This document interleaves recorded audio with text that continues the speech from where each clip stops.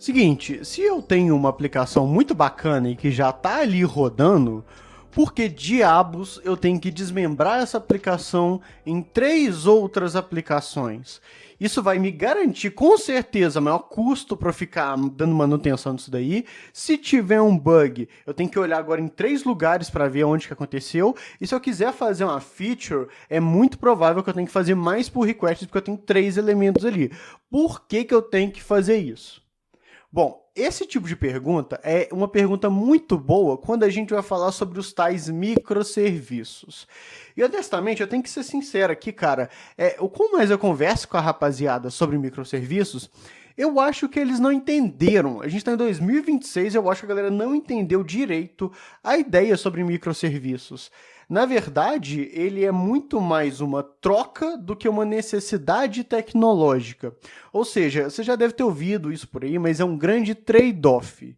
Você abre mão de uma certa facilidade para conseguir uma outra vantagem em um outro tipo de aspecto. Isso que é o microserviço, a raiz dos microserviços. Eu quero conversar um pouco sobre isso, de verdade. Eu quero dar uma visão aqui um pouco mais estratégica sobre o porquê utilizar e não utilizar microserviços. E se você é uma pessoa um pouco mais experiente, eu vou precisar da sua ajuda. Coloca aqui nos comentários de verdade as experiências que você já passou com microserviços, até mesmo se você concorda ou não comigo sobre algum tipo de aspecto e afirmação que eu vou mandar aqui. E se você é um dev mais juninho e tiver dúvidas sobre isso, manda aqui nos comentários também. A galera vai responder com certeza mantendo o respeito e a cordialidade. Bom, dito isso, vamos começar o nosso vídeo de hoje. Esse é o nosso quadro Momentos Tech, em que a gente se junta para falar sobre programação, carreira e as tendências no mercado de tecnologia. E um recado rápido, a Tips Code é uma parceira do canal Programador Lhama. Então, para você aprender programação de um jeito bem mais simplificado, com toda uma metodologia já feita, eu vou deixar o link aqui no comentário fixado para que você confira um pouco sobre a Tips Code e então entenda toda a metodologia que eles têm ali proposta. Bom, dito isso, vamos para o nosso vídeo. Rapaziada, é o seguinte, para a gente falar sobre microserviços, eu quero trazer aqui uma análise um pouco mais geral. Ela não vai englobar só a parte de tecnologia e código, tem outras coisas ali que fazem muito mais sentido. E eu também quero tirar uma dúvida que eu sei que a galera tem, que é o seguinte: qual que é a grande diferença entre microserviços e sistemas distribuídos? Tem sim uma grande diferença aí no meio. E lá no final do vídeo eu quero falar também dos melhores cenários, aquilo que realmente vale a pena para você começar a investir na ideia de microserviços para o seu produto. Por enquanto, eu quero trazer a ideia de microserviços como você pegar um sistema que tem muitas responsabilidades, por exemplo, um sistema ali que tem rotas de produtos, pagamentos e também de empresas. Então você separa em elementos diferentes, em pequenos serviçozinhos que vão ter as suas responsabilidades. Um, por exemplo, para produtos, um para pagamentos e um para clientes. Você consegue ter essa separação. Vamos falar aqui do porquê que é interessante, em alguns casos, você ter essa separação e também os pontos negativos disso daí. O primeiro pilar aqui que eu tenho que trazer para essa nossa discussão sobre microserviços é exatamente o pilar técnico. Irmão, tecnologicamente, por que faz sentido eu fazer uma coisa dessas? Quando a gente fala dos prós, você tem, na verdade, uma grande possibilidade de colocar mais tecnologias ali. Ou seja, vamos supor que você está mexendo com um único sistema ali, que é o tal do monolito, várias responsabilidades juntas ali. Isso é muito interessante sim, é o modo de arquitetura. Só que você só consegue utilizar uma única linguagem quando você está trabalhando com esse tipo de sistema. Na verdade, você tem algumas dificuldades se uma linguagem ela tem certas propriedades e também perece em outras propriedades. Quando você faz essa separação para 3, você consegue fazer com que cada sisteminha ali realmente tenha a sua linguagem e a sua tecnologia. Por exemplo, você pode utilizar um sistema em Python, um sistema em JavaScript e um outro sistema, por exemplo, em C#.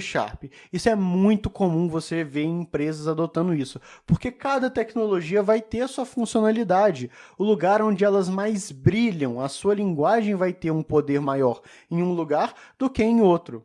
E uma outra coisa interessante que a gente pode falar é sobre a escalabilidade horizontal. Você consegue, por exemplo, se você tem uma maior requisição na parte de produtos, você consegue deixar mais sisteminhas ali para a parte de produtos e desse modo atender mais usuários que estão chamando esse elemento em particular. Então vamos supor que você consegue ter 3 máquinas ali, ou 4 ou 5, só para esse sistema de produtos. E então você consegue diminuir a quantidade de elementos ali na parte, por exemplo, de pagamentos. Isso é sim um cenário muito real. Se você não tem essa divisão, todo mundo vai acabar batendo ali no mesmo sistema, você vai ter um emaranhado de requisições. Isso pode acarretar com certeza numa pior experiência do usuário quando você fala em relação à performance da sua aplicação, e também, né, numa sobrecarga ali do seu projeto. Isso pode acontecer em alguns tipos de cenários. Mas aqui a gente também tem que falar sobre os contras. Irmão, tem sim os contras muito pesados quando a gente vai falar sobre isso. O primeiro é que, muitas das vezes, esses sistemas vão acabar se comunicando entre si. Você pode ter, por exemplo, a parte ali de produtos querendo chamar a parte de empresas para pegar informações da empresa em que ele está sendo ali acoplado. Isso pode acontecer. E é muito interessante quando você vê uma situação dessas, porque se você tem vários elementos ali que acabam se comunicando, você pode ter um grande problema de entender para onde que vai as suas requisições. Isso, na verdade, gera também um aumento de latência. Pode ser que algumas requisições suas acabem tomando mais tempo, porque elas vão batendo em um ou outro serviço, depois vai para outro serviço. Imagina só, você tem muita demora ali nessa troca de informações entre serviços. Isso pode ser uma coisa realmente muito prejudicial para a sua aplicação. E um outro, se você está mexendo com essa parte de dividir os elementos, a monitoria dele se torna muito mais complexa. Agora você está fazendo, né, a vistoria de 3 sistemas diferentes e não só apenas um que você tinha no passado.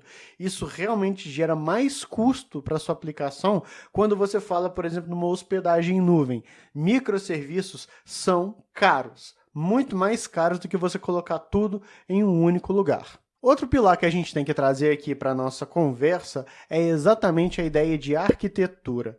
Quando a gente fala sobre microserviços, na parte de prós, você tem, na verdade, uma simplificação das responsabilidades. Isso é muito visível. Se eu quero fazer uma feature somente para a parte de produtos, eu consigo ir diretamente no serviço de produtos. Isso já se torna de uma maneira um pouco mais separada. Por exemplo, se eu mexer na parte de produtos, a outra parte de empresas está totalmente desacoplada. Isso é muito bacana. Se você mexe com um sistema todo em que está todo junto, você tem que tomar um maior cuidado para alguma modificação ali na parte de produtos não influenciar na parte de empresas. Isso é realmente um trade-off muito legal. Um outro que a gente tem é exatamente essa ideia de separação de responsabilidades. Se eu quiser criar um outro serviço, por exemplo, de clientes, ou então de envio de mensagens, eu consigo colocar ali na minha arquitetura sem nenhum problema. Desse modo, eu não vou mexer naquilo que já existe, eu simplesmente acrescento elementos novos na minha arquitetura. Mas também sobre os contras na relação de arquiteturas, é exatamente a ideia de você acabar tendo uma grande complexidade ali quando você vai falar sobre seus elementos. Nota, você tinha apenas um único elemento, um único serviço que funcionava muito bem, agora você tem vários. Ou seja, você mapear a tua arquitetura se torna muito mais complexa. Você, às vezes, querer fazer algum tipo de movimento, seja, por exemplo, criar um outro elemento, acoplar ele junto com todos aqueles que já estão, pode ser um pouco mais complexo. Você tem uma grande gama ali de serviços que estão bem distribuídos. Então, nota que são realmente trocas, são trade-offs que a gente tem. Eu sempre estou abrindo mão de alguma complexidade, de alguma facilidade que eu tenho, né, sobre o meu projeto, para ganhar uma vantagem em um outro lugar. E um outro pilar que a gente tem que trazer aqui para a nossa conversa, e assim, olha, de verdade, muita gente ignora esse pilar. E ele é extremamente importante, talvez até mais importante que os outros 2 pilares que eu apresentei, que é exatamente o pilar humano. Irmão, por que que eu tenho que fazer essa separação de 3 serviços, né, quando a gente fala sobre o trabalho de outras pessoas ali?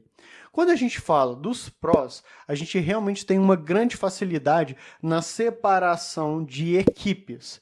Esse é um ganho gigantesco. Você pode ter uma equipe separada unicamente para a experiência de empresas, outra para a experiência de pagamentos. Então você vai ter pessoas realmente dedicadas. É assim que muitas empresas trabalham. Você acaba criando esses grupos e eles se tornam especialistas nas áreas em que estão atuando. Isso é uma coisa muito bacana mesmo. Então, por exemplo, se eu fizer um pull request e fizer uma nova funcionalidade, uma outra pessoa que também é experiente, especialista naquela parte, é exatamente quem vai avaliar. Então se torna, de uma certa maneira, mais fácil nesses aspectos. Um outro aspecto que eu tenho que falar também é exatamente o deploy, quando você vai jogar isso para a produção.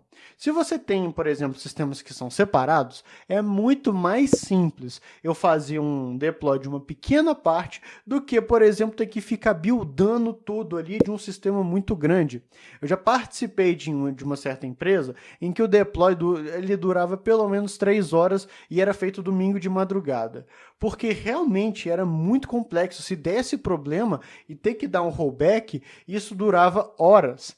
Então é muito mais fácil a gente levantar uma pequena partezinha, um único sistema para produção, do que enviar um emaranhado de elementos que a gente tem ali. E os contras, cara, isso daqui pesa também. Olha como é que é sempre um trade-off. Quando a gente fala dos contras nesse pilar humano, é o seguinte: você vai ter que ter uma boa comunicação entre times.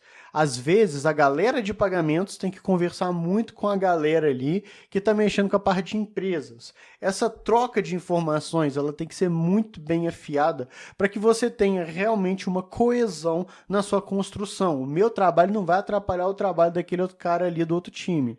Isso tem que ser muito bem viável.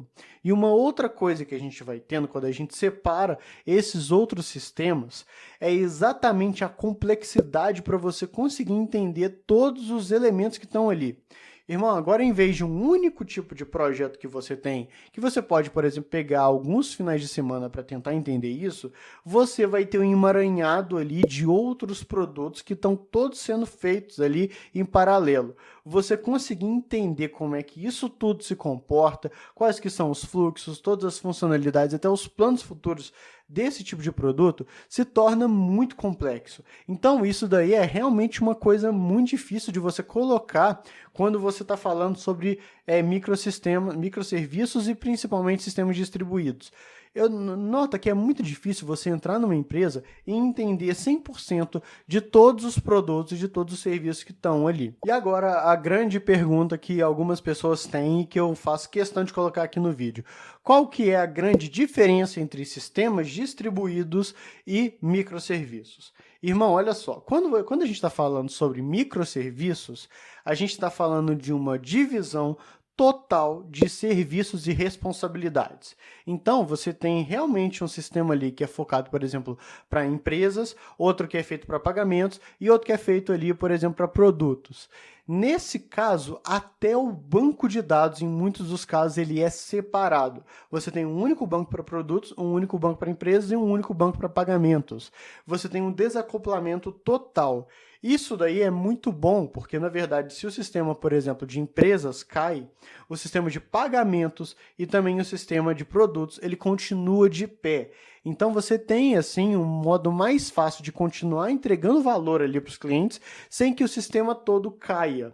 Isso acontece com os sistemas monolitos. Muito provável que se uma funcionalidade cair, tudo vai cair. Isso daí é um problema grande. Mas quando a gente fala de sistemas distribuídos, a gente tem, na verdade, um espectro muito maior só de microserviços. Eu até falo que microserviços está dentro de sistemas distribuídos. Você pode ter ali, por exemplo, algumas responsabilidades que podem sim estar juntas, caso seja necessário. Por exemplo, a validação de empresas e também a validação de pagamentos pode estar no mesmo tipo de serviço. Muitas das vezes isso é até benéfico para algumas empresas. o banco de dados para esses 3 outros serviços, eles podem sim ser únicos. Então você tem ali outros modos de você pensar na distribuição do seu sistema. Enquanto microserviços a gente fala de um desacoplamento total, quando a gente fala de sistemas distribuídos, a gente fala de uma divisão de sistemas em que pode sim ter pontos de acoplamento. E não tem problema isso, contanto que isso gere valor realmente para aquilo que você está produzindo. E vamos lá, qual que é o cenário ideal para você trabalhar com a ideia de microserviços? Existe sim um caso muito chave em que você vai acabar tendo que correr para esse tipo de arquitetura. E o cenário mais ideal é quando a sua aplicação está crescendo em grande quantidade de usuários e também em grande quantidade de funcionalidades. Faz sentido, nesse caso, você começar a separar os seus elementos. Porque em vez de você ter todas as suas requisições indo para um único lugar, que é, por exemplo, um sistema meio que geralzão ali, não, você faz o seguinte, você separa ali em funcionalidades e melhor ainda, você consegue escalar as funcionalidades caso seja necessário. Então, eu posso ter uma maior escala sobre a parte de pagamentos ou até mesmo de produtos e deixar, por exemplo, a parte de pagamentos um pouco menor. Isso vale muito a pena, você consegue trazer ali uma melhor experiência, tanto para a produção quanto para o seu usuário, né, na utilização ali que ele está querendo. Esse é o melhor dos casos para você realmente estar utilizando microserviços. Você tem uma grande escala de funcionalidades e de pessoas que estão utilizando a sua aplicação, de clientes. E para isso, eu não tenho nem que falar que a contratação de outros desenvolvedores para cuidar dessas aplicações é necessária. Então tem esse bônus. A contratação de funcionários e de programadores tem que acompanhar o crescimento da sua aplicação. Bom, galera, era isso que eu tinha para falar aqui. Você concorda com o que eu estou falando? Você discorda? Tem mais algum outro ponto que você colocaria aqui sobre a parte de microserviços? Eu quero, no futuro, trazer também um vídeo sobre a ideia de arquitetura monolítica. Irmão, a galera fica endemoniando isso, não faz o menor sentido. Monolitos, em muitos dos casos, são, sim, sistemas muito bons. Isso dependendo de como eles são projetados. E eu quero trazer essa reflexão aqui no futuro. Bom, por hora, eu fico por aqui, a gente se vê nos nossos próximos vídeos e até mais.